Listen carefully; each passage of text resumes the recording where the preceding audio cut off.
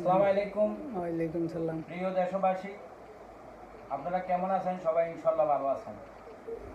আমি সোনার বাংলা পার্টি থেকে আপনাদেরকে একটি কথা বলতে চাইতেছি। বাংলার মাটি কি চায়? শুধু শান্তি চায়। বাংলার জনগণ কি চায়? শুধু শান্তি চায়। আমাদের দেশের স্কুল কলেজের ছাত্রছাত্রী কি চায়? শুধু শান্তি চায়। আমাদের দেশে যারা কৃষি কাজ করে তারা কি চায়? শুধু শান্তি চায়। একটি কথা হলো যে এটা আমাদের দেশের শান্তির প্রয়োজন এবং কি আমাদের দেশের নতুন একটা পার্টি খুবই প্রয়োজন। লাস্ট 50 বছর পর্যন্ত আমাদের দেশ যারা চলাইতেছে, দেশের উপরে শুধু নির্যাতন, অত্যাচার, অবিচার, গুম, খুন। আপনার ছেলে হারাই গেছে, তাকে পাওয়া যায় না, পুলিশ অ্যারেস্ট করে নিয়ে গেছে, পাওয়া যাচ্ছে না। কিন্তু আমাদের দেশে একটা নতুন পার্টির দরকার, নতুন প্রধানমন্ত্রীর দরকার। তাই বলে আমি সোনার বাংলা পার্টি গঠন করছি বাংলার বুকে শান্তির জন্য। সোনার বাংলা পার্টি সোনার মতো বাংলাদেশকে করে দেখাই দেবে। সোনার বাংলা পার্টি ছায় সর্বপ্রথমে আমাদের দেশের শান্তি। শান্তি না হলে ওই দেশে বসবাস করা সম্ভব নয়। আপনারা সাধারণ চিন্তা করেন, বাংলাদেশে ঢাকা এয়ারপোর্টে 5 তারিখের ঘটনাটা আপনাদেরকে শুধু বলছি। এয়ারপোর্ট থেকে বাসায় আসতে 30,000 টাকা চাইতেছে, 21,000 টাকা চাইতেছে। এয়ারপোর্টের চারিদিকে গেট বন্ধ। আমি একটি কথাই বলতে চাইতেছি, আপনারা সবাই বলতেছেন প্রবাসী টাকা না পাঠানোর জন্য। আমরা বছরে লক্ষ লক্ষ ডলার বাংলাদেশে পাঠাই, কিন্তু আমরা ঢাকা এয়ারপোর্টে আসি, বসি রয়েছি মনে করেন 10 হইতে 12 ঘন্টা। আর এইগুলার একটা আইন কানুন হওয়ার প্রয়োজন আছে। একটা ট্যাক্সি ড্রাইভার আপনার কাছে 30,000 টাকা ভাড়া চাইতেছে, রাত্রে 4টা বাজে আসার পরও রাস্তায় আপনাকে আটক করা হচ্ছে, আপনার উপর অত্যাচার অবিচার করা হচ্ছে।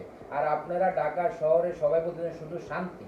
আমার মা বোনেরা শান্তি মতো ঘরে শুইতে পারতেছে না, অত্যাচার অবিচার, চুরি ডাকাতি, হাটে বাজারে উঠা যাচ্ছে না।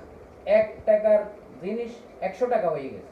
সব কিছু আপনারা দেখাইতেছেন নিউজের মধ্যে, আলুর দাম কমে গেছে, পেঁয়াজের দাম কমে গেছে, মাংসের দাম কমে, কোনো কিছুর দাম কমে নাই, সব কিছু আরো বাড়তি হয়ে গেছে। আপনারা লিখছেন পেঁয়াজের দাম হলো 70 টাকা, আমি আজকে পেঁয়াজ আনছি 110 টাকা।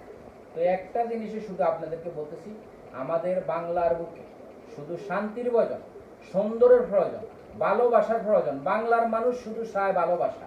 বাংলার মানুষ কখনো অশান্তি চায় না।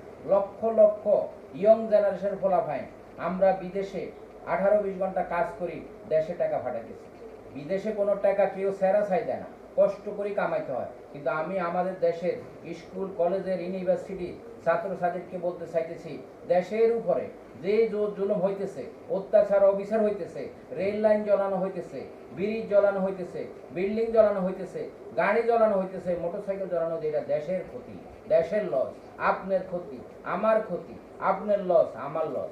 এটা কোনো বাংলাদেশের প্রধানমন্ত্রী অন্য দেশের থেকে আনি দেয় না। আর একটা কথা আমি বলতেছি আপনাদেরকে সবাইকে, সরকারি যত অফিস আদালত আছে, সোনার বাংলা পার্টি আসার পরেতে কোনো অফিস আদালতে ঘুষ খাইতে পারবে না, ঘুষ নিতে পারে। আপনারা সাধারণ চিন্তা করেন, একটা পাসপোর্ট শুধু 5,750 টাকা। এই কথাটা আমি মনে আরো 100 বার বলছি।